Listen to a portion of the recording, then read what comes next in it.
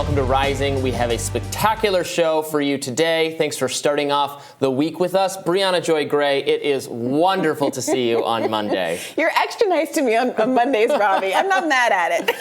I appreciate you right back. Trying to reinforce some good decisions you're making. You're making it a pleasurable experience. I might have to keep coming back around on Mondays. Wonderful. All right. Well, tell us about the big news. Well, tomorrow is the big day. President Biden is set to officially announce his 2024 reelection bid in a matter of hours. The Washington Post reports that party operatives are, quote, relatively optimistic about the president's chances at this point in the cycle. The Post writes, quote, the overriding concern for many Democrats is ensuring that former President Trump does not return to the White House, and some still see Biden as their best bet. However, new NBC News polling calls into question whether Biden will be able to defeat Trump a second time. Only 41% of respondents said they approve of the president's job performance thus far, and a whopping 70% said they don't want Biden to run for re-election. That includes 53% of former Biden voters. Among the no's, a majority blamed age. Biden is turning 81 years old this November. And while polling shows Trump still pulling ahead of competitors in the GOP primary field, it seems prospective voters aren't too pleased with the Don either. Recent AP University of Chicago's polling reveals 70% of voters and 44% of Republicans also do not want to see the embattled former president run for re-election.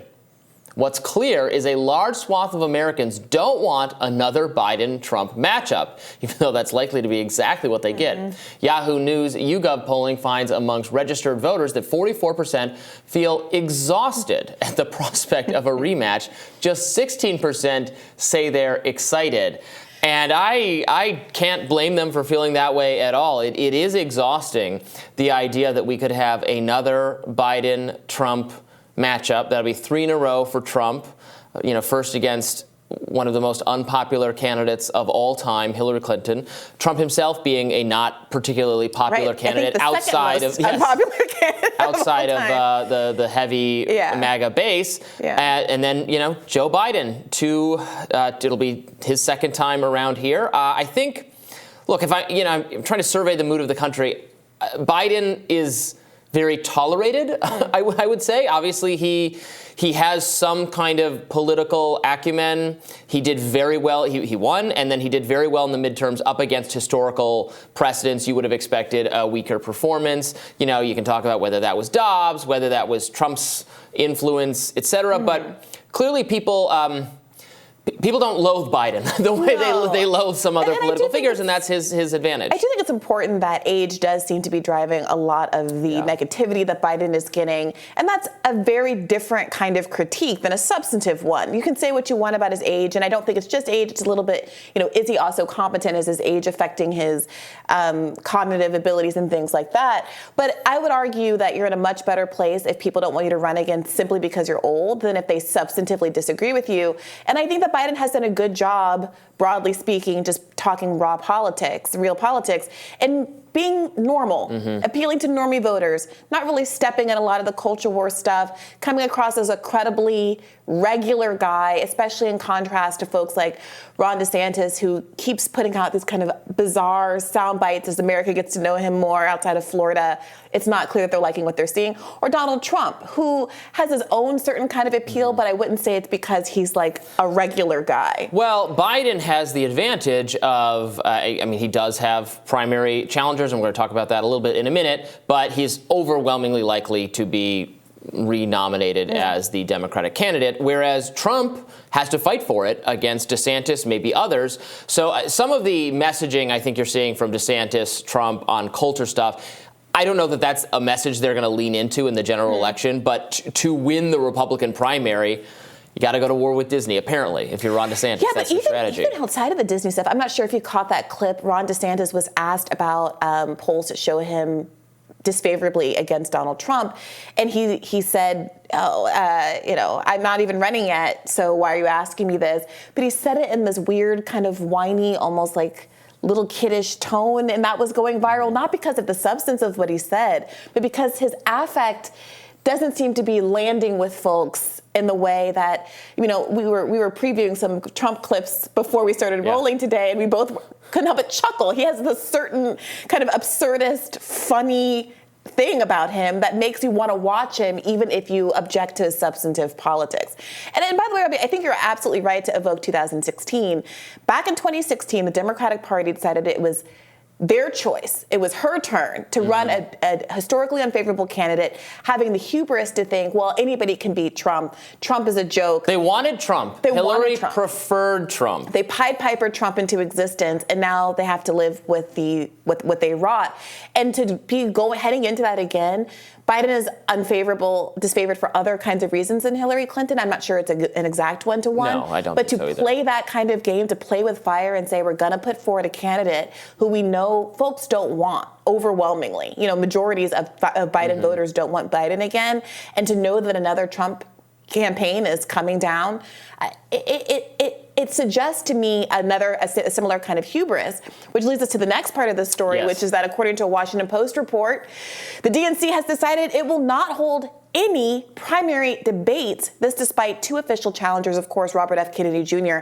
and Marianne Williamson, who pull at roughly 14% and 5% respectively. According to recent data, leftists like former Ohio State Senator Nina Turner are calling the decision undemocratic. I'm inclined to agree. Yeah, this is, what is he afraid of? Look, again, and with all respect to Marianne Williamson, who's been a guest on our show, and we look forward to having RFK Jr. on our show as well sometime in the future. We've already reached out to his people. We're going to make that happen. Biden is overwhelmingly likely to be, I think even if you're a fan of Marianne or a fan of RFK Jr., you'd have to concede it's very likely he'll get the nomination again. So what is he worried about? What does he have to fear from engaging in the practice of democracy, sharing a stage with people who aren't polling like 1%? Those are some healthy numbers there. Yeah, I would argue that the numbers make it more obvious how undemocratic the Democratic Party is being. But I think their bet is that voters are going to be less put off by the blatantly anti-democratic moves of the party than they would be Biden being exposed, not by Trump, but by people on the left who have more credibility on some of the areas in which he's lacking, including the critiques he's gotten from the anti-war movement. And to date, most of the high-profile anti-war voices have been on the right. And that has made it easier, I think, for a lot of liberals to ignore them, to write them off as silly or Putin puppets and things like that. But to have a Kennedy on a debate stage bringing up substantive concerns about America's foreign policy, I think could be, in their eyes, devastating to Biden's general election chances. And I also think they might have some concerns about one or both of these characters, one or both of these candidates, doing a dirty break. And that fundamentally they don't want to give them the platform to get national recognition if they're then going to turn around and run as an independent candidate. We spoke to Dave Weigel last week, who's a reporter for Semaphore. He was there for the RFK Jr. announcement speech. If you didn't watch that video from us, go back and watch it. It was a really good interview.